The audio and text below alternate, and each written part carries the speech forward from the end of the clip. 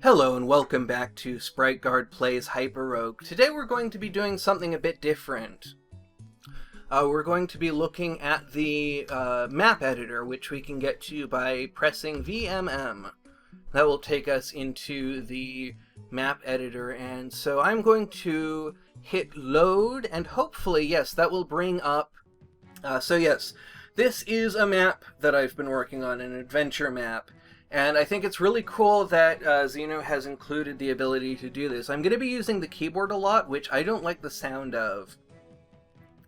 But that is what you really use. The map editor actually kind of reminds me a lot of Vim in the way that you navigate it. Everything is keyboard shortcuts, and it's all single key shortcuts, except for some of the lists. Like if we go into walls, there are so many different walls that you have all of the lowercase letters and then all of the uppercase letters and then a couple of numbers.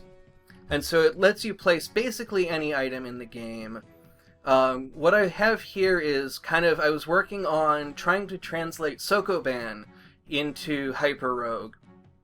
And I was playing around a little bit with the trapdoors as well, because what they do is I found out that if you push a thumper onto a trapdoor, it will actually delete the trapdoor. And so that way you can sometimes create paths for yourself where you couldn't before.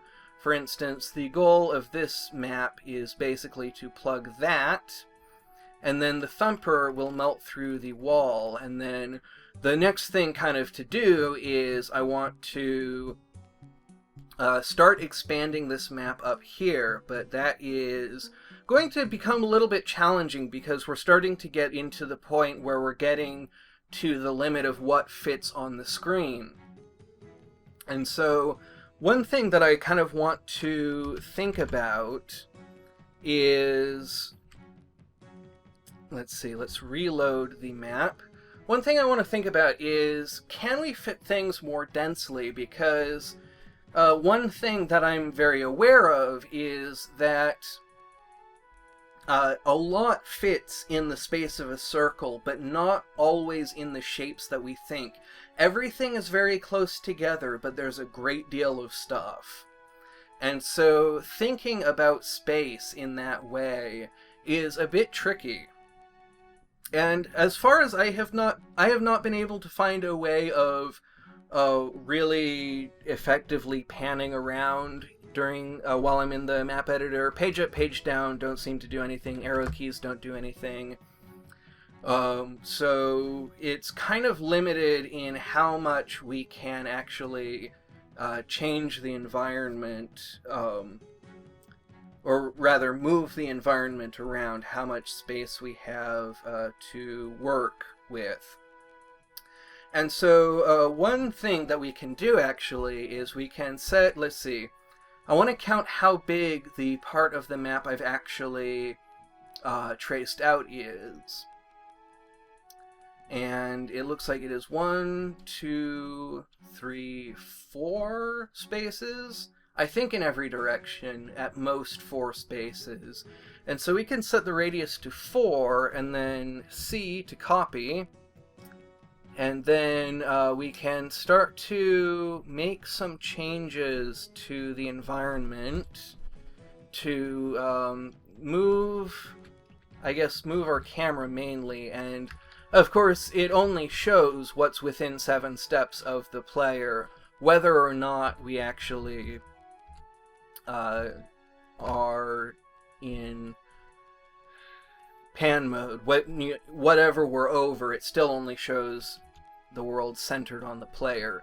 So we're going to need to actually move around here and basically resolve this, which is not difficult. It is a pretty simple map, and it's just kind of a test to see what I can do with this map editor. So now we have gotten to kind of the area that I want to work on next, and so I want to actually go back into the map editor, and I want to let's see, what do I want to do? I want to do some edits, actually. Copy the edits, and then try and paste them very carefully into the map. So I want to do things a little bit differently than I thought I did. So, let's see, we want to first of all get rid of some of these ice walls. We only want a 1 thickness ice wall. And so we want to do walls, none, and then, oh! Okay, good thing we have an undo, because it was still set on radius 4. We'll set that back to 0. And that will let us carve away some of these ice walls, and then we'll change the land around as we need to. I find that it's generally best to put things either in the land they come from or in a neutral land. So for the icy walls to work right, I had to put them in the icy land because it looks like heat is actually transmitted through the icy land and not through the ice walls themselves. Which kind of makes sense from kind of more of a development perspective. So the idea is you get here, you get the thumper to close up the trap so that you can melt your way through the ice here. And so actually, well now, see, I wanted a place to push the thumper. See, now I'm getting into like serious puzzle design considerations where I wanted a place to push the thumper into, but if that place exists, then there's some place for the player to stand that isn't a trapdoor. So we actually have to put a trapdoor right here. So actually probably on...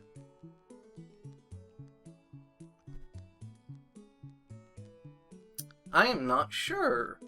So I guess I came into this wanting to show off some features of the map editor, and now I have kind of gone into the dark side of my mapping, kind of how I get into mapping is I basically just throw stuff at the game and then go, oh, that doesn't work. Well, how will I make it work? And that was as true when I was making my portal map as it is now. And so really what I've been thinking about is trying to make Sokoban with thumpers.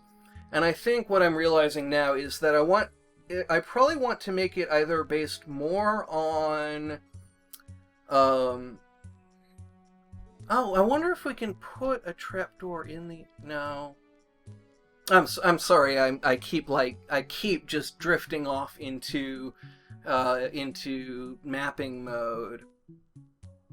So, okay. What am I actually doing? So, to do a Sokoban level, we need some kind of destination, and I thought that that would be trapdoors. But now what I'm thinking is that it might actually be that the thumpers are just obstacles that we have to get past, and that they're more of a barrier, and so... that kind of takes away one of the things that I really like in Sokoban, which is having to kind of work from multiple sides, but maybe we can fit that in some other way, and I will probably have to go off camera to work that all out. But we can place monsters. Let's place some... What do we want to place? A greater demon. Oh, no, I hit...